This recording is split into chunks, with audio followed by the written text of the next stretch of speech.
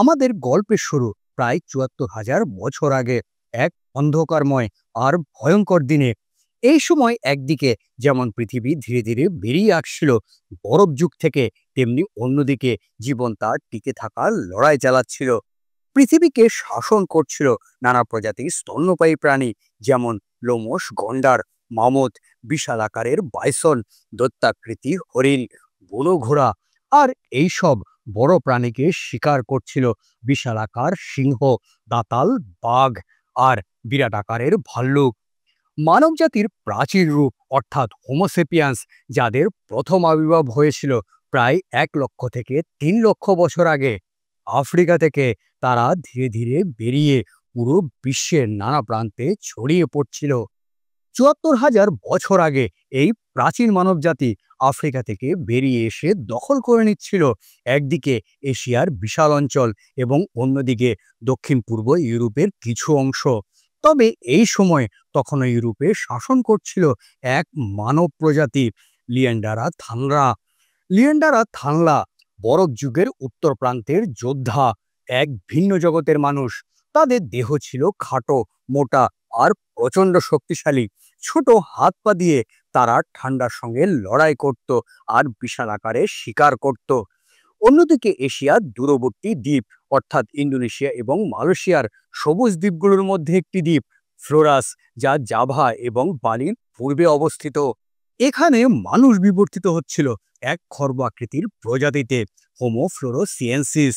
আজ হবিট নামে পরিচিত এই মানুষগুলোর উচ্চতা ছিল মাত্র ৩ ফুট ৭ ইঞ্চি। হবিট এই মানুষগুলো চলাফেরা করত আগ্নেয়গিরি ঘেরা এক ঘন জঙ্গলে, কারণ এই দ্বীপগুলো সম্পূর্ণভাবে তৈরি হয়েছিল আগ্নেয়গিরির আগুনে। কিছু সক্রিয়, কিছু বহু আগেই নিস্তব্ধ, কিন্তু প্রতিটিতেই লুকিয়েছিল অকল্পনীয় ধ্বংসের শক্তি। আর সেখানেই পৃথিবী প্রস্তুত হচ্ছিল মানব ইতিহাসের সবচেয়ে ভয়াবহ বিপর্যয়ের একটি উন্মোচন করতে। গত ১ মিলিয়ন বছর ধরে বারবার অগ্নি উৎপাত করেছে ফ্লোরেসের দ্বীপগুলো থেকে প্রায় ১২০০ মাইল দূরে উত্তর পশ্চিমে উত্তর সুমাত্রায় ছড়িয়ে থাকা অসংখ্য আগ্নেয়গিরি।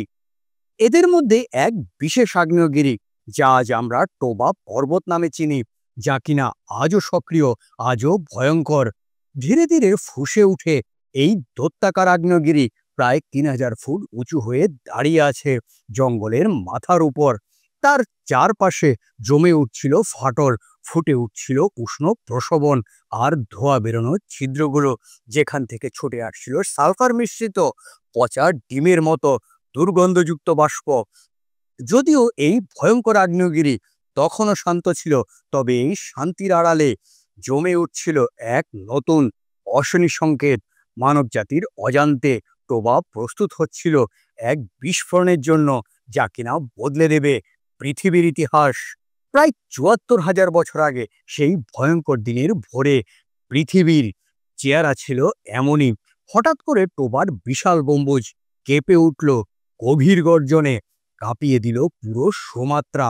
একের পর এক বাষ্প আর ছাই ছুটে আসতে লাগলো আগ্নেয়গিরির চূড়া থেকে, বহু মাইল জুড়ে পশু এবং মানুষকে বধির করে দিতে লাগলো তার শব্দে। প্রতিধ্বনি ঘুরে বেড়াচ্ছে বিশ্বজুড়ে, যা গত ২৮ মিলিয়ন বছরে পৃথিবীতে উৎপন্ন যে কোনো শব্দকে ছাপিয়ে গিয়েছিল। বিস্ফোরণ আর আকাশ ছিঁড়ে ছুটে আসা এক দৈত্যাকার মশরুম আকৃতি ছায়ের মেঘ, যা হাজার হাজার কিলোমিটার উঁচুতে পৌঁছে গেল। এদিকে পাহাড়ের ঢাল বেয়ে নেমে আসছে অগ্নিগর্ভ ছায়ার গ্যাস, যার তাপমাত্রা ছিল প্রায় ২০০০ ডিগ্রি ফারেনহাইট আর গতি ছিল ঘন্টায় ২০০ মাইল। সেই ধাও ধাও আগুন সবকিছু পুড়ে ছাই করে দিল, নিশ্চিহ্ন করে দিল চারপাশের জঙ্গল। শুধু সুমাত্রায় নয়, পাশের দ্বীপগুলো ঢেকে গেল ঘন ছায়ার মিউমিসে। যেখানেই জমল সেখানে মৃত্যু আর ধ্বংস ডেকে আনলো। ছাই ছড়িয়ে পড়ল গোটা দক্ষিণ এশিয়া, এমনকি পৌঁছে গেল ১৮০০ মাইল দূরে ভারতবর্ষেও। মনে করা হয় ভারতে জমে থাকা ছায়ের স্তর গড়ে উঠেছিল প্রায় ৬ ইঞ্চি পুরো।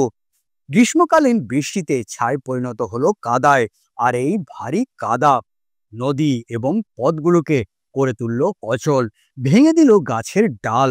এমনকি কখনো কখনো গোটা গাছকে ফেলে দিল মাটিতে। এই সময় সমুদ্রপৃষ্ঠের স্তর ছিল নিচু, তবুও অগ্নি উৎপাতের সঙ্গে যেই ভূমিকম্প সৃষ্টি হয়েছিল তাতে তৈরি হওয়া সুনামি, যা কিনা উপকূলে বসবাসকারী অসংখ্য মানুষ এবং প্রাণীকে নিশ্চিহ্ন করে দেয়। জঙ্গলে বসবাসকারী মানুষ আর প্রাণীদের কাছে পৃথিবী তখন হয়ে গিয়েছিল এক ধ্বংসস্তূপ। যারা প্রথম বিস্ফোরণে বেঁচে গিয়েছিল তারাও বেশি দিন টিকে থাকতে পারেনি। কেউ মারা গিয়েছে অনাহারে, আবার কেউ ধুলোময় ছায়ে শ্বাস নিতে গিয়ে। কেবল এখানেই সীমাবদ্ধ থাকেনি এর প্রভাব। ছায়ের মেঘ ছড়িয়ে পড়েছিল সারা বিশ্ব জুড়ে। অগ্নি উৎপাতের সবচেয়ে ভয়াবহ প্রভাব এসেছিল আকাশে ছড়িয়ে পড়া ৭২০ ঘনমাইল সূক্ষ্ম আগুনের ছাই থেকে। সমুদ্রপৃষ্ঠ থেকে ৬ মাইল উপরে এই সূক্ষ্ম ধূলিকণা পৌঁছে গিয়েছিল, যা কিনা সূর্যালোকের প্রবাহ হঠাৎ করেই কমিয়ে দেয়। ফলস্বরূপ শুরু হয় এক অস্বাভাবিক শীতলতা। ৩৪,০০০ বছর আগে মাউন্ট ডোবার অগ্নি উৎপাতের ফলে মানবজাতি প্রায় বিলুপ্তির দ্বার প্রান্তে এসে পৌঁছাচ্ছিল। প্রমাণ বলছে আফ্রিকা এবং এশিয়া জুড়ে ছড়িয়ে থাকা জনসংখ্যা সংকুচিত হয়ে নেমে গিয়েছিল মাত্র কয়েক হাজারে, সম্ভবত ৩,০০০ থেকে ১০,০০০। কল্পনা করুন, পুরো মানবজাতির ভবিষ্যৎ ঝুলে আছে হাতে গোনা কিছু ছোট ছোট দলে, যারা অকল্পনীয় প্রতিকূলতার মাঝেও বেঁচে থাকার জন্য লড়াই করছিল। তাদের জন্য বেঁচে থাকা মানেই ছিল অভিযোজন। পরিবেশ ধ্বংস হওয়ায় শিকার এবং খাদ্য সংগ্রহ ছিল বিপজ্জনক এবং অনিশ্চিত। পরিবার আর গোত্রগুলো বাধ্য হয়েছিল একসঙ্গে থাকতে, একে অপরের উপর নির্ভরশীল হতে।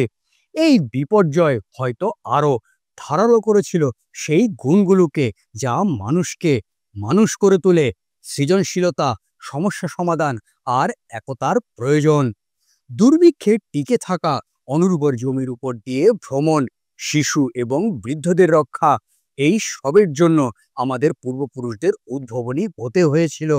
এই মরিয়া সময়েও মানব জাতির অভিবাসন শুরু হয়। কঠোর ও অস্থির আবহাওয়ায় মানুষকে তার জন্মভূমি ছেড়ে যেতে বাধ্য করেছিল।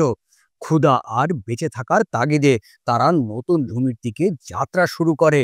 ধীরে ধীরে এশিয়া পেরিয়ে ছড়িয়ে পড়ে, যা একসময় মানবজাতিকে পুরো পৃথিবীতে ছড়িয়ে পড়ার ভিত্তি তৈরি করে।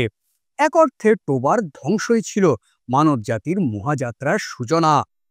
অগ্নি উৎপাতের পরে বয়ে গিয়েছিল এক নীরবতা, ছাই আর ধ্বংস, কিন্তু এই নীরবতার ভিতর থেকেই জন্ম নিয়েছিল নতুন ধরনের মানুষ। সংখ্যায় কম কিন্তু শক্তিশালী, স্থিতিশীল, দৃঢ় প্রতিজ্ঞ। মাউন্ট ওবা প্রায় আমাদের কাহিনী শেষ করে দিয়েছিল, অথচ শেষ পর্যন্ত সেই কাহিনীকে নতুনভাবে গড়ে তুলেছিল। যারা টিকেছিল তারা শুধু জীবনকেই বহন করেনি, বহন করেছিল শক্তি, যা মানব জাতিকে শত্রুভাবাপন্ন পৃথিবীর বিরুদ্ধে লড়াই করার ক্ষমতা দিয়েছিল। টোবার ভয়াল অগ্নি উৎপাত প্রমাণ করেছে বিলুপ্তির কিনারায় দাঁড়িয়েও মানুষ বেঁচে থাকার পথ খুঁজে নিতে সক্ষম।